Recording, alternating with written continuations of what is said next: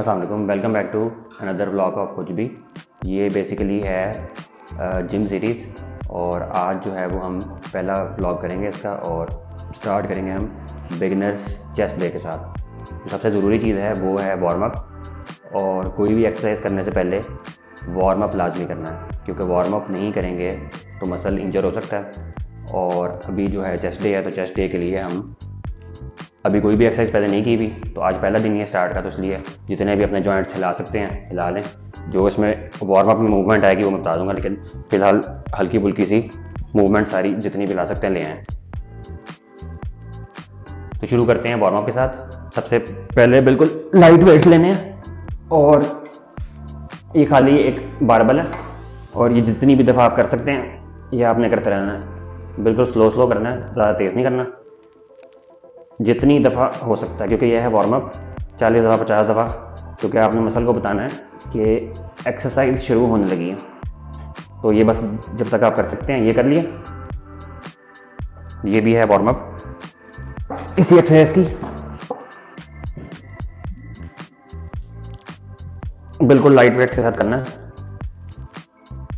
पहली एक्सरसाइज जो करेंगे वो होगी फ्लैट बारबेल बेंच प्रेस। इसकी रेपिटेशन करनी है 12 से 15 और सेट करनी है 3।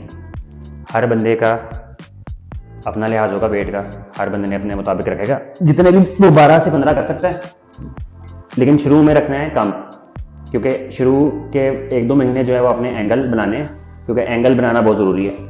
हैवी करके कोई फ़ायदा नहीं है, तो इसलिए लाइट के साथ ही शुरू करना है।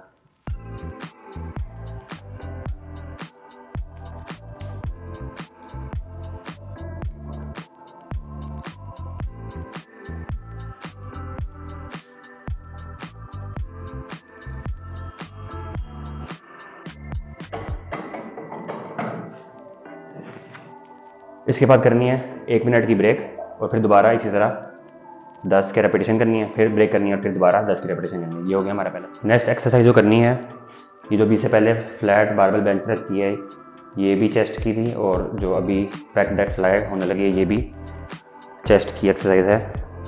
इसमें ये जो मेरे पास मशीन है, इसमें ये वाले जो हैंडल्स हैं ये बहुत करीब हैं, और मेरा हाथ जो है वो यहाँ आकर रुक जाता है। इसमें जब आप इस वाली पोजीशन पे हो तो थोड़ा सा बेंड हो जाए एल्बो, लेकिन जब स्ट्रेट आया तो आपके हाथ बिल्कुल सीधे होने चाहिए, तब ही जो है ये फ्लाइज सही रहते हैं। तो मैं इसको करूँगा ऐसे। इसके करने हैं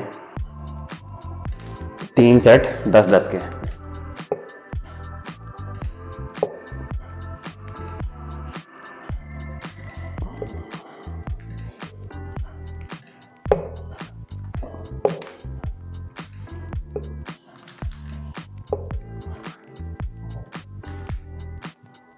थर्ड जो एक्सरसाइज करनी है वो है inclined barbell bench press.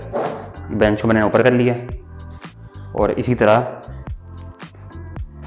3 set 12 से 15 रेपिटेशन के। ये है अपर चेस्ट के लिए, तो इसके भी हम 12 से 15 इस तरह करेंगे लाइट वेट के साथ।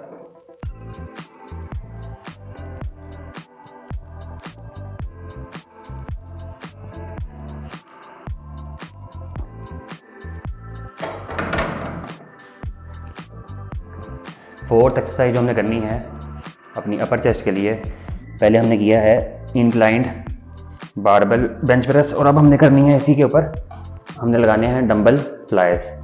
ये भी हमने करने हैं 12 से 15 रेपिटेशन 3 के। अगर वेट ज़्यादा होगा तो आपका हाथ कोई इधर कोई कहीं कोई ना कहीं हिलता रहेगा, तो इसलिए वेट्स कम रख के शुरू में 1 महीना ऑलमोस्ट एंगल्स बनाने हैं, क्योंकि अगर एंगल सही नहीं करेंगे तो दूसरे मसल साथ इस्तेमाल होना शुरू हो जाएंगे, जिसकी वजह से जिस मसल का वर्कआउट आप कर रहे हैं उसको सही तरीके से ग्रोथ नहीं होगी। तो इसलिए एंगल्स शुरू में सेट करने हैं लाइट वेट के साथ। ये हमारा हो गया फोर्थ एक्सरसाइज। 5वीं एक्सरसाइज जो हमने करनी है अपनी लोअर चेस्ट के लिए, वो हमने करनी है डिक्लाइंड डंबल प्रेस, लेकिन ये कुछ ज़्यादा ही डिक्लाइन है, लेकिन फ़िलहाल सिर्फ दिखाने के लिए कि एक्सरसाइज होगी किस तरह की, तो इसलिए इसी पे करेंगे, क्योंकि फिलहाल ये अवेलेबल है।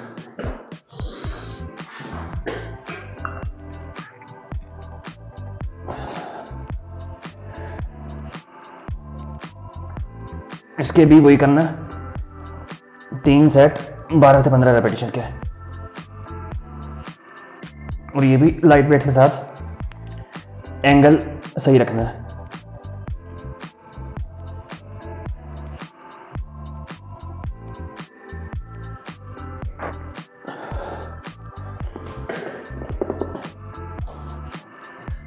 सिक्स्थ और आखिरी एक्सरसाइज जो हम करने वाले हैं वो है डंबल डिक्लाइंड फ्लाइज।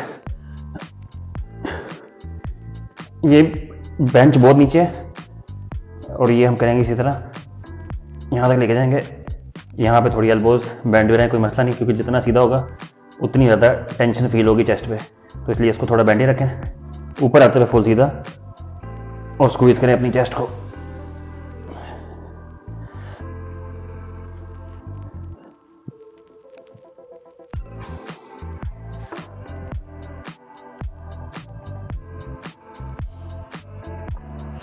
ये था बिगिनर्स चेस्ट वर्कआउट। सबसे इम्पॉर्टेंट चीज़ जो है वो है वार्म अप। किसी भी एक्सरसाइज को करने से पहले वार्म अप लाजमी करना है, और शुरू में लाजमी, क्या मसला है